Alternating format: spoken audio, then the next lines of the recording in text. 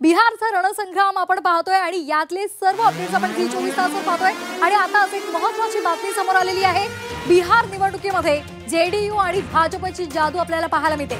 भाजप 88 जागांवर सध्या आपल्याला आघाडीवर आहे। बिहारमध्ये एनडीएची मोठ्या बहुमताकडे वाटचाल।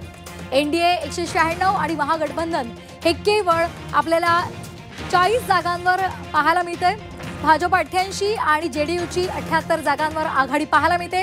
बिहारमध्ये एनडीएची मोठ्या बहुमताकडे वाटचाल। हे सध्या आपण आघाडी पाहतोय। महागठबंधन हे केवळ 41 जागांवर आघाडीवर आहे। आताची महत्त्वाची बातमी, बिहार निवडणुकीचा दिल्लीमध्ये विजयोत्सव पाहायला मिळतोय। दिल्लीतील भाजप मुख्यालयामध्ये भाजपनं जल्लोष केलेला आहे। पंतप्रधान नरेंद्र मोदी या जल्लोषामध्ये सहभागी होणार आहेत। संध्याकाळी 6 वाजता मोदी मुख्यालयामध्ये जाणार आहेत। आताची महत्त्वाची बातमी, बिहार निवडणुकीचा दिल्लीमध्ये विजयोत्सव आयोजित करण्यात आलाय।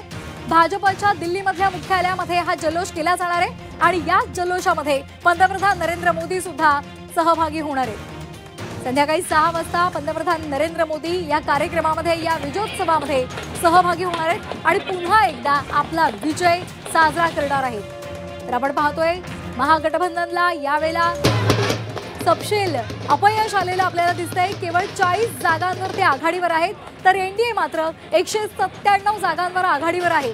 आणि त्यामुळे आता बिहारमध्ये आपल्याला जल्लोष पाहायला मिळतोच आहे, पण त्याचबरोबर भाजपच्या दिल्लीमधल्या मुख्यालयामध्ये सुद्धा विजयोत्सवाचं आयोजन करण्यात आलेलं आहे। संध्याकाळी 6 वाजता पंतप्रधान नरेंद्र मोदी मुख्यालयामध्ये येतील आणि बिहारच्या जनतेनं जे भरभरून मतदान एनडीएला केलेलं आहे त्याबद्दल जनतेचे आभार मानतील। बिहारी जनतेचे आणि खास करून बिहारी महिलांचे सुद्धा ते आभार मानणार आहेत। तर सध्या आपण हा जल्लोष पाहत आहोत। बिहारमध्ये महागठबंधनला केवळ 40 जागांवर आघाडी मिळालेली आहे, तर 197 जागांवर एनडीए आघाडीवर असल्याचं पाहायला मिळते। आणि त्यामुळे संपूर्ण एनडीएचे कार्यकर्ते असतील, तसंच तिची बिहारची जनता असेल, ती जल्लोष साजरा करताना आपल्याला दिसते। तर भाजपच्या गोटात आपल्याला आनंदाचं वातावरण पाहायला मिळते। बिहार सोबतच नवी दिल्लीमध्ये सुद्धा विजयोत्सवाचं आयोजन करण्यात आलेलं आहे।